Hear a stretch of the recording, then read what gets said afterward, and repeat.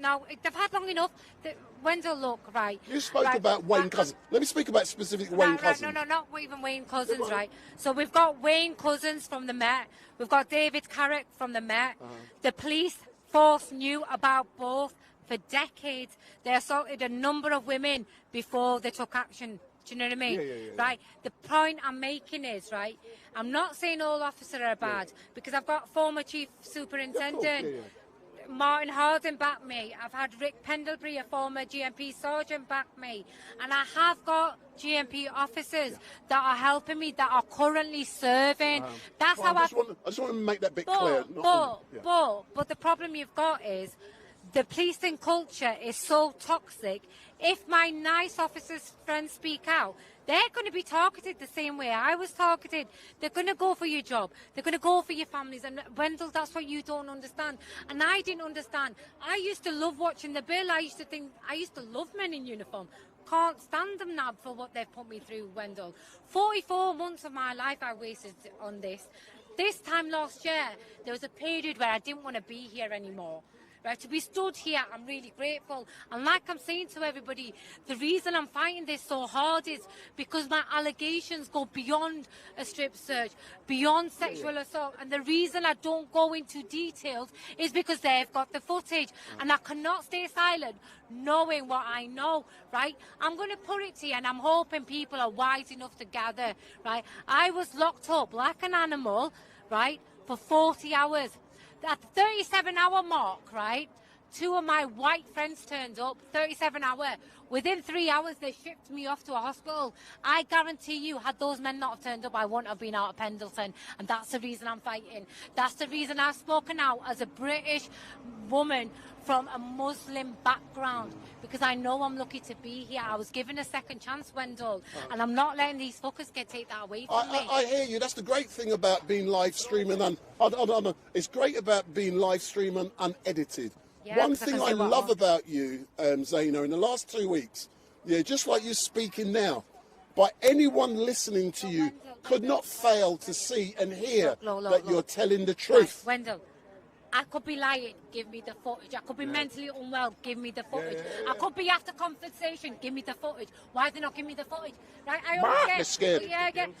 I mean, They're I guilty, always mate. have They're guilty. GMP and everybody else saying, yeah, but no, but give me my fucking footage. You're guilty. You're guilty, and you've got sex offender serving over 44 months later. The IOPC and Andy Burnham are actively covering up. They are not investigating the areas that show criminality. And I've got the proof, but who's brave enough to cover? Right. Who's brave enough to cover my story raw? I will give you the data. You see the data and you tell me I'm lying. What's out in the public domain only makes 25% of the data I've got. Baraka, I loved what you did. Yeah. You could do an amazing job. I think you two work together. Right? Let me show you the stuff and I will open your eyes. There will be no doubt in your mind that I'm lying. Yeah? But I've got the data. We know you're telling the truth. But I've got the data, but who do you show it to? None of them are independent. They're all covering up. Can you speak? Yeah. Go on, Alan. People, yeah. Right? So this is Alan Merritt. Right, so Alan, Robin... Big up Alan. Yeah. Guys, listen, I hear what Wendell's saying, but as a child, I went to the police as a child abuse survivor. Now, I've been abused historically, mentally, physically, and psychologically. I've suffered it all my life. I've suffered from post-traumatic stress because of it all. I have night tremors even to this very, very day. I've almost been in tears listening to these women's stories today, and absolutely heart-wrenching. And as an abuse survivor where all my family were abused.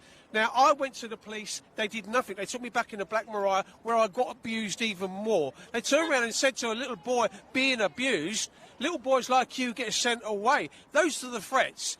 One of my friends, John Wedge, a Metropolitan Police detective, got thrown under the bus by the Metropolitan Police because of the corruption. Maggie Oliver exposed the corruption in the Greater Manchester Police Force, and she got thrown under the bus. This is not just 1 or 2 officers. There's over 1,000 police officers left the police force last year. They come back to me in my 60s and said to me, your name's been mentioned in a police inquiry. Someone's gone into a police station that was abused in Beechholm, and your name has been mentioned. When they came to interview me on 3 different occasions, I went to a rate suite where I sat with cameras, and I sat on a set, and I had to spill the beans again in my 60s. You pick at that septic wound, you're going to open all the psychological damage that was done in you in your younger age to your older age. And they kept on at me, picking. They weren't interested in me. They were interested in who was involved and how high it went. And that's the bottom line of it. The corruption is beyond it, and it's in 150,000 indecent images seen in the Palace of Westminster. The politicians are at it. Listen, don't even get me started. Yeah. I can talk about Thatcher. I can talk about Theresa May. I can talk about all of them. So I just wanted to say that my story with all my family were abused. You know, I've heard people. My extent of my abuse stems over 17 years. Now, that is the third of my life. I'm in my 60s now. Yeah. My first 25 years, London was my Beirut, Wendell. I was sleeping rough on the streets. I was going to soup kitchens. Do you think anybody cared about me? Do you think anything? I am still trying to this very, very day to get an apology. The reason why they won't apologise to me is there's an admittance of guilt. And they're all corrupt, and I don't care what you say, they're corrupt by uniform. They know what goes in them locker rooms. And then what they want to do is they want to share the same changing rooms in police stations now with women. How corrupt? Where are we going with all of this? It's just so perverse and so rotten, and my heart bleeds for these women that I've listened to today.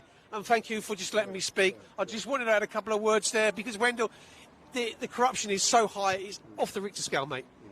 Anybody else? Thank you very much. And that's Alan Merritt, a well-known campaigner and fellow live streamer.